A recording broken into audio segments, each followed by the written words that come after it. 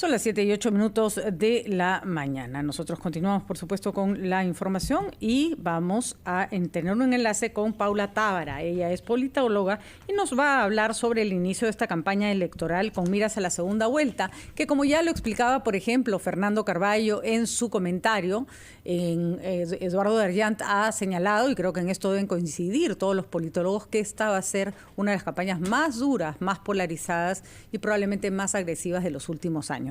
¿Cómo está, Paula? Gracias por acompañarnos esta mañana. Buen día. Buenos días, Patricia. Buenos días, Jaime. Me gusta acompañarles. Bueno, creo que todas nuestras segundas vueltas en los últimos años han sido complicadas. Pero por ejemplo, la última, Pedro Pablo Kuczynski, Keiko Fujimori, el eje estaba en la corrupción, ¿no es cierto? Porque el modelo económico era básicamente el mismo. Esta segunda vuelta tal vez se parezca más a la de Ollanta Humala, Keiko Fujimori, pero también hay que decirlo, Ollanta Humala, en que en ese momento nos parecía muy radical, es menos radical que lo que representa el señor Castillo el día de hoy. ¿Cuáles son los pronósticos, Paula, sobre lo que podría ocurrir en esta segunda vuelta? ¿Cómo lo ven ustedes los analistas? Yo creo, Patricia, que tienes toda la razón al decir que esta segunda vuelta se parece más a la segunda vuelta con Ollanta Humala, pero que hay que recordar, por ejemplo, que Ollanta Humala rápidamente dio signos de moderación, ¿no? Digamos, no tuvimos gran espacio a esta firma de la hoja de ruta. Mientras que cada vez que en los últimos días al señor Castillo se le ha planteado, incluso el propio Jaime se lo ha planteado, ha habido más bien reticencia de parte de ellos, digamos, no solamente de él, sino de sus congresistas, a plantearse este tipo de compromisos que pudiera darnos ciertas garantías. Claramente, y disculpa, Jaime, con esto termino mi pregunta. Claramente, a diferencia de la elección de Humala Keiko, el país hoy está más predispuesto a los extremos. Siempre hemos dicho somos un país de centro, pero finalmente buena parte de la votación, que no fue abundante, se polarizó entre Castillo y también el señor López Aliaga, que son extremos de distintas ideologías. Suponemos que esa debe ser la razón por la que Castillo no piensa ayornarse. Se ha dado cuenta que su extremismo funciona, ¿no? Sí, probablemente también está en eso, y también porque necesita, digamos, aglutinar un voto que mezcle esta radicalización, digamos, yo no sé si le llamaría radicalización o también polarización, ¿no? Porque yo no sé si el votante es radical necesariamente, pero está cansado, ¿no? Del momento en el que se encuentra, y entonces busca otras alternativas. Incluso quizás sabiendo que esas alternativas pueden tener sus riesgos, pero bueno, pues digamos, todo lo demás le ha demostrado que no le funciona. Ahora, ¿no? vamos a la agenda, ¿no? O vamos a una de las cosas fundamentales y de fondo que se van a discutir en esta campaña. Ya se está empezando a discutir. Un muy interesante artículo de Daniel Encinas en el New York Times dice, y voy a citar: como ha evidenciado la pandemia, este modelo no cuenta con las condiciones para sostener un desarrollo a largo plazo. Entonces, la continuidad que plantea cierta derecha podría ser tan peligrosa como los cambios que se proponen desde cierta izquierda. La discusión del modelo económico, el desgaste o no desgaste del modelo económico, podría, si acaso, en este mes, ¿no? Vamos a hablar de este mes y pico, ¿no? El mes y lo que queda de mayo, mes y medio. Se podría converger en un centro, que es algo que también ha planteado Alberto Vergara en algún momento, ¿no? Y no más bien llevar esto a extremos, es decir, una agenda de centro que pueda justamente ni siquiera llevar a un modelo estatista, ni a un modelo mercantilista, sino encontrar un punto medio con un modelo reformado, un modelo 2.0, ¿es eso posible? Debería ser posible, Jaime, si ambos candidatos tienen en cuenta, uno, que efectivamente, y de nuevo, a diferencia de anteriores segundas vueltas, no estamos solamente ante una división, digamos, fujimorismo y antifujimorismo, sino realmente en una división que está marcada por la diferencia de miradas sobre el modelo y sobre a quienes les ha funcionado y a quienes ha dejado fuera.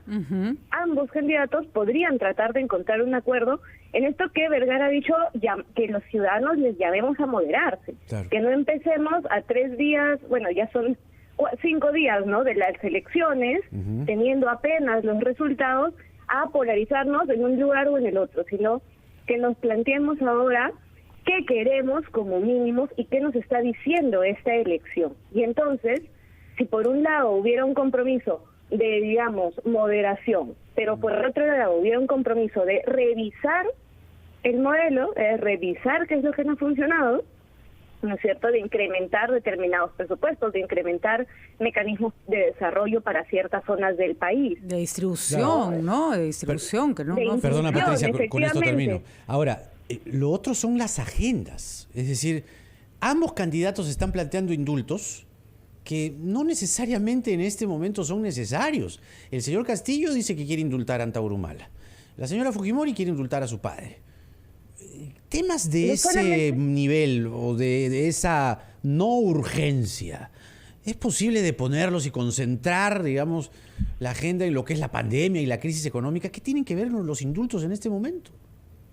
No solo no tienen que ver, sino que yo creo que no son de interés de la ciudadanía. Quizás hace unos años hubiéramos dicho que podía haber una ciudadanía al menos interesada en el tema de el indulto del señor Fujimori, podía haber, pero ahora mismo a la población lo que le interesa es qué va a pasar con la pandemia. Exacto. Y qué va a pasar con toda la crisis económica que se vincula a ella y que podemos quizás estar más pendiente de algunos resultados en las ciudades, pero no estamos, y esto es lo que ha aglutinado también el señor Castillo, pendientes de cómo está afectando también en zonas del interior del país, ¿no es cierto?, en zonas que ya estaban golpeadas porque el modelo no les funcionaba. Así es. Y insistir en que no vamos a cambiar el modelo no sirve. Cambiar, o sea, digamos, Keiko Fujimori va a aglutinar el voto de la derecha, incluso de gente que no la quiere. Eso es por el miedo que genera Castillo, ¿no es cierto?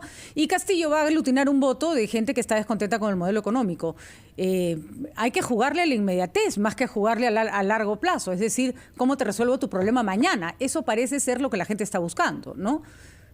Sí, y además yo sí creo que la gente está buscando también algunos planteamientos vinculados a renovar la política, y que no significa necesariamente renovar del todo personas. Castillo tampoco es nuevo, pero que sí pueden pasar porque, por ejemplo, ambos candidatos se comprometan no solo a no indultos, sino, por ejemplo, que determinados personajes vinculados a sus candidaturas no formen parte de su gestión. En el caso de Castillo es más difícil porque el Cerrón es un poco el dueño de la pelota, ¿no?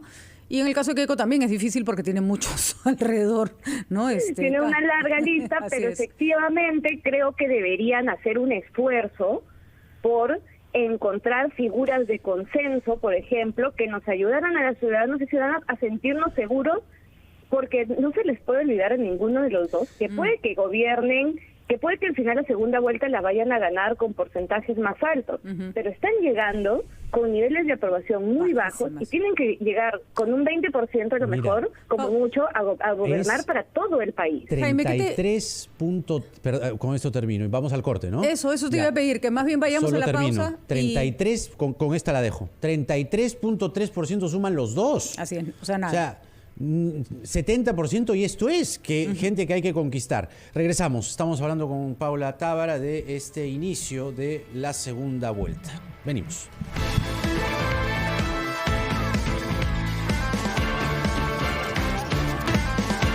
7:20 minutos estamos aquí en la rotativa del aire. Patricia del Río y Jaime Chincha hasta las 8 de la mañana, y conversábamos con Paula Tábara, politóloga, a propósito del inicio de la segunda vuelta. Y yo te dejé la pregunta, Paula, de ambos candidatos han logrado el 33% aproximadamente, es decir, hay una conquista ahí de casi el 70% de los votos que tienen que buscar una manera, que era un poco la pregunta anterior, de colocarse al centro. Es decir, y lo que dice el señor Castillo es, nosotros no vamos a cambiar nada, pero ya tiene cita con la Sociedad de Industrias. Que, por cierto, la Sociedad de Industrias ha dicho, por si acaso también estábamos esperando a la señora Keiko Fujimori. Que hay que decirlo, es una actitud madura de la Sociedad Nacional de Industrias. ¿Sabes? No, madura y necesaria. Innecesaria. O sea, sumamente necesaria. Acá cualquiera puede ganar, entonces más vale sentar bases de negociación o de escuchar desde ya, ¿no? Nuestro respeto a la Sociedad Nacional de Industrias por esa iniciativa. ¿Por allí va la cosa, Paula, para ti?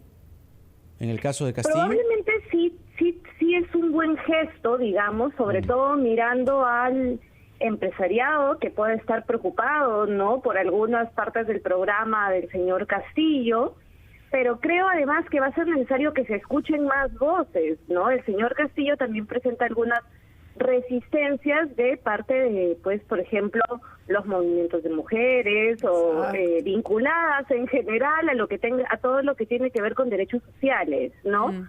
Y al mismo tiempo la señora Fujimori probablemente deberá hacer un esfuerzo también por escuchar a algunas personas que puedan ayudarla a, digamos, transmitir una imagen de mayor credibilidad en términos de lucha contra la corrupción, que no parece ser su mayor fuerte, yo creo, en este momento, y también por hacer un esfuerzo por escuchar a voces que puedan plantearle estas, pues, distancias con el modelo o posibilidades de reforma del modelo. Ahora, a mí me parece bien importante plantearnos, ya no solo se trata de las elecciones, ¿no? Creo que lo de moderarse o lo de hacer una ruta mínima pasa por convencer en general a la población de que van a poder gobernar para toda la ciudadanía. Eso todavía está por verse, porque además, Paula, una cosa que asusta más, incluso más que la propuesta de los candidatos, es la polarización que se da en la sociedad. Efectivamente. ¿No? Keiko Fujimori ha pedido que no se ataque al señor Castillo y me parece que ha hecho un movimiento interesante en ese sentido. El señor Castillo tampoco está en el plan de hacer puré a la señora Keiko Fujimori, pero las redes sociales, por poner un ejemplo, ya son un incendio. Ya son incendios llenos de estigmatizaciones, gritos por un lado y por el otro. Eso no va a ayudar en nada, Paula, a ninguno de los dos candidatos, ¿no? No, eso no va a ayudar, pero quizás vale la pena recordar que las redes sociales tienden a estas polarizaciones. Son un espacio en el que es más fácil hacer arder el debate, precisamente porque estamos, pues, mediados por, en algunos casos, el anonimato, en otros casos al menos el que solo sea un texto, puedes editar, pues.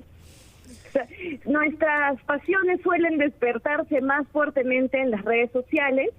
Creo que mientras este ardor no llegue necesariamente a la ciudadanía, podemos manejarlo, digamos, al debate del día a día. Hay una red social real que es la comunicación entre personas, porque ese es el asunto, que luego de las elecciones seguimos teniendo que convivir y seguimos teniendo que construir juntos y que afrontar una pandemia Hay juntos. algo bien interesante ahí que has mencionado, que, como bien decía Patti, un poco la polarización lo cubre todo, ¿no? O va por encima de la agenda feminista, la agenda mujer, ¿ya? Básicamente allí hay preocupación sobre la candidatura de Castillo por lo que fundamentalmente Cerrón ha predicado, ¿no? Contra el enfoque de género, en fin, hay cosas ahí que preocupan. Pero yo creo con esto termino.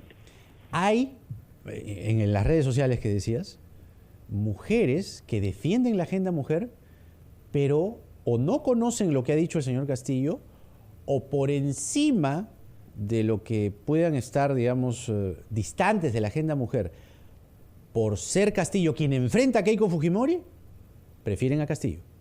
¿Me dejo entender? Pero creo que lo que hay que decir, Jaime, es que pareciera que la agenda de Castillo asusta más que la de Keiko Fujimori, pero es porque ellos, siendo de izquierda, digamos, y teniendo en cuenta que el otro personaje dentro de